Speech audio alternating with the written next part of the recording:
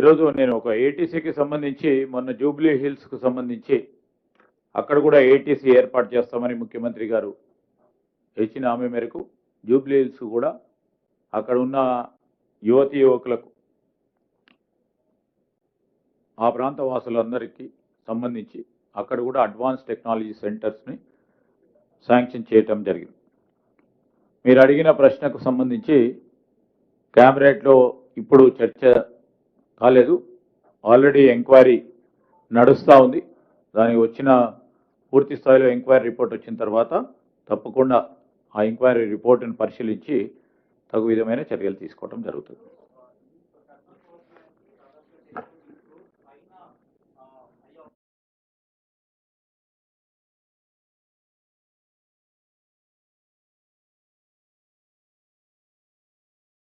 ఈరోజు అక్కడ ఉన్న సబ్ క్రిటికల్ టెక్నాలజీతోని రామగుండం పవర్ ప్లాంట్ అక్కడ ఉన్నది ఆధునీకరణ చేయాలని, సూపర్ క్రిటికల్ పవర్ ప్లాంట్ చేయాలని నిర్ణయం. దాంతోపాటు ప్రభుత్వం కూడా ఆ ప్రాంత ప్రజలకు సంబంధించి పిట్ హెడ్ దగ్గరనే విద్యుత్ సరఫరా చేసే కోల్ బేస్డ్ థర్మల్ ప్లాంట్ ఏర్పాటు చేయాలని చాలా సంవత్సరాలుగా ఆ ప్రాంత వాసులకు సంబంధించి ఉన్న డిమాండ్తో పాటు ఆ ప్రాంతానికి సంబంధించిన మా గౌరవ శాసనసభ్యుడు రాజ్ ఠాకూర్ గారు ఆ ప్రాంత వాసులందరి తరఫున ఒక ప్రధానమైన ఎమోషన్ సెంటిమెంట్తో పాటు అక్కడ అవసరం ఉంది. ఈరోజు రాబోయే కాలంలో థర్మల్ కెపాసిటీ ఎంతో ఉండాలి అని ఒక ప్రణాళిక సిద్ధం చేసుకొని దానికి అనుగుణంగానే ఈరోజు పవర్ ప్లాంట్ని ఏర్పాటు చేసుకునే ప్రయత్నంలో మరి ముఖ్యమంత్రి గారు అదేవిధంగా డిప్యూటీ చీఫ్ మినిస్టర్ గారు పూర్తి స్థాయిలో పరిశీలన చేసి ఒక నిర్ణయం కేబినెట్ ఆమోదం కూడా తెలపడం జరిగింది. ఏం సార్, మూడో డిస్కామ్ ద్వారా ప్రభుత్వానికి సంబంధించి ఒక హెల్దీ డిస్కామ్స్ని ఏర్పాటు చేసుకోవాలి. తనకు అనుగుణంగానే విద్యుత్తుకు సంబంధించి అనేక అంశాలు క్రోడీకరించి మనము పూర్తి స్థాయిలో అంటే ఒక సిస్టమటైజ్ సర్వీసెస్ను అప్పగించే ప్రయత్నం చేయాలని. కొన్ని సందర్భాల్లో కొన్ని జరిగిన అక్కడ కొన్ని స్ట్రక్చరల్ ప్రాబ్లమ్స్ ఉన్నాయి. ఆ స్ట్రక్చరల్ ప్రాబ్లమ్స్ అంతా కూడా క్లారిటీతో ముందుకు పోవాలనే ఆలోచనతోనే ఈ థర్డ్ డిస్కామ్స్ పెడతాను. ఒక హెల్దీ ఈ డిస్కామ్స్ అన్నీ కూడా ఒక హెల్దీ కంపెనీస్గా ఎదగాలని ఓ ప్రయత్న భాగంలోనే ఒక కొత్త ఆలోచనతోనే ముందుకెళ్తా ఉన్నాం.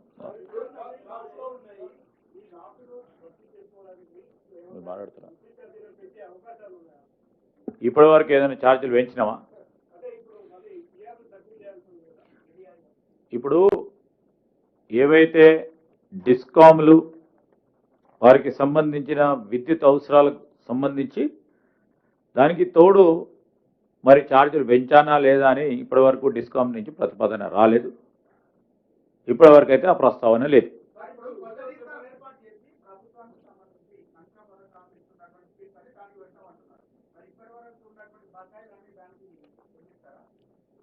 ఇప్పటి వరకు ఏ కంపెనీకి అయితే బాకీ ఉందో ఆ కంపెనీకే పోతాయి.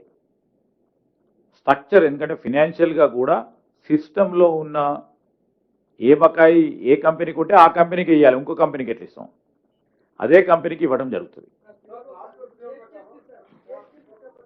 యా సార్, అవును. ఇప్పుడు మొత్తం పరంగా ఒక యూనిఫార్మిటీ తీసుకురావాలి, ప్రత్యేకంగా సివిక్ ఎమ్యూనిటీస్కి సంబంధించి, లేకుంటే ట్యాక్సెస్కి సంబంధించి, లేకుంటే సదుపాయాలకు సంబంధించి ఇవన్నిటి విషయంలో ఒక యూనిఫార్మిటీ తీసుకురావాలి. ఆ యూనిఫార్మిటీ తీసుకురావాలని ఉద్దేశంతో ముందుకెళ్తా ఉన్నాం. దాన్ని ఎన్ని కార్పొరేషన్లు చేయాలి, ఏ విధంగా చేయాలనే ఒక నిర్ణయం తర్వాత తీసుకోవడం జరుగుతుంది అందరు స్టేక్ హోల్డర్స్తో మాట్లాడి.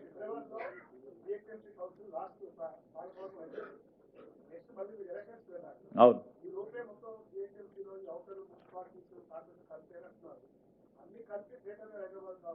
ఇంకా ఏం నిర్ణయం తీసుకోలేదు. ఈరోజు విలీనం చేసి జిహెచ్ఎంసీ యాక్ట్ని సవరణ చేసుకొని తర్వాత స్టేక్ హోల్డర్స్తో మాట్లాడి ఒక కార్పొరేషన్ ఏర్పాటు చేయాలన్నా 4 చేయాలన్నా 5 చేయాలన్నా 3 చేయాలన్నా 10 చేయాలనే నిర్ణయం ఇంకా తీసుకోలేదు.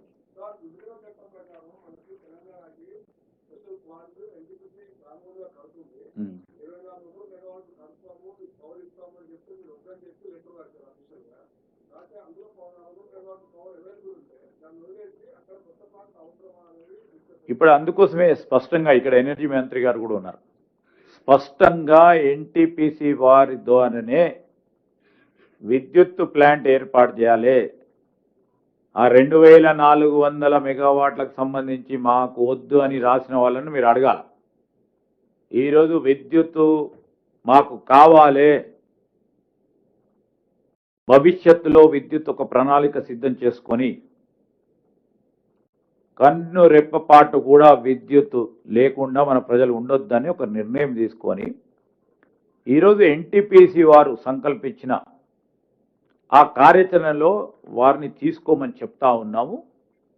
వారికి విద్యుత్ ఉత్పాదన చేస్తే ధర వారిది ఎక్కువ ఉంటే జెన్కో ఏర్పాటు చేయటం జరుగుతుంది.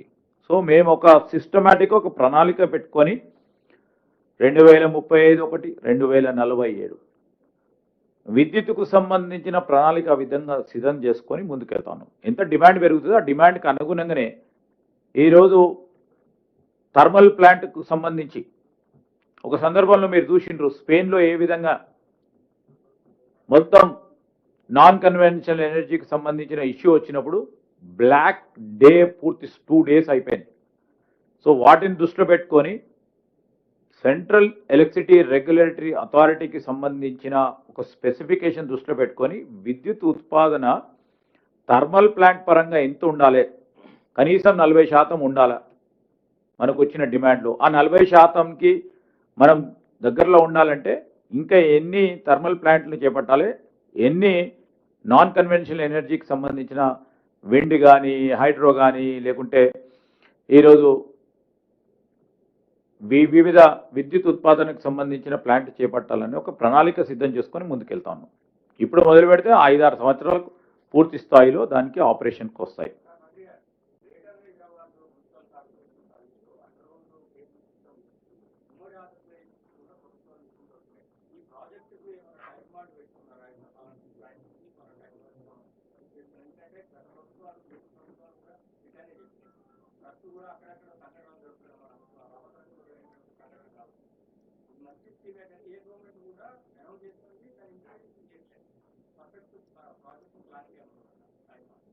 డెఫినెట్లీ ఆ పర్ఫెక్ట్ ప్లానింగ్తో పాటు అమలు చేయాలి అనే ఉద్దేశంతో కొన్ని ఇన్సిడెంట్స్ మీరు చెప్పినట్టు 2-3 ఇన్సిడెంట్స్ ద్వారా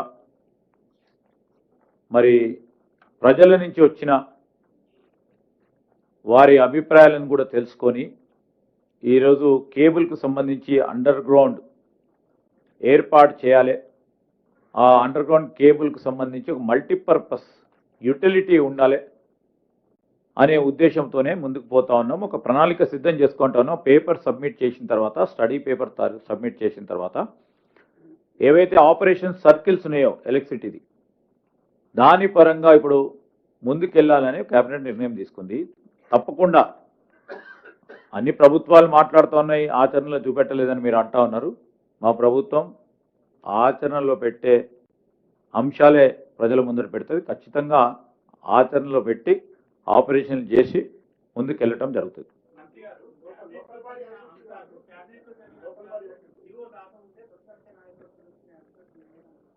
తప్పకుండా అది ఏమన్నా ఉంటే కఠినమైన చర్యలు తీసుకోవటం కూడా జరుగుతుంది. స్పష్టంగా ఎంక్వైరీ చేయటం జరుగుతుంది. ఎంక్వైరీ చేసి నిజంగానే ఆ విధంగా జరిగితే కఠినంగా చర్యలు తీసుకోవటం జరుగుతుంది. మరి స్పష్టంగా కూడా చెప్తా ఉన్నాం, క్యాబినెట్ కూడా అదే విధమైన ఆలోచనతో ఉంది. క్యాబినెట్ నిర్ణయాలు షుడ్ బి కాన్ఫిడెన్షియల్ ఫస్ట్. దానికి సంబంధించి నిర్ణయాల్లో భాగంగా ఇంకా జియో రాకముందే జియోకి సంబంధించిన అంశాలు బయటికి వచ్చినాయి అంటే దాని పరంగా మా పాత్రికేయ మిత్రులు కొంతమంది మా దృష్టికి తీసుకొచ్చారు కనుక దానిపైన కఠినంగా కూడా వ్యవహారం చేస్తాం. ఇప్పుడు ఎంక్వైరీ చేయటం జరుగుతుంది, వారిపైన యాక్షన్ తీసుకోవడం జరుగుతుంది.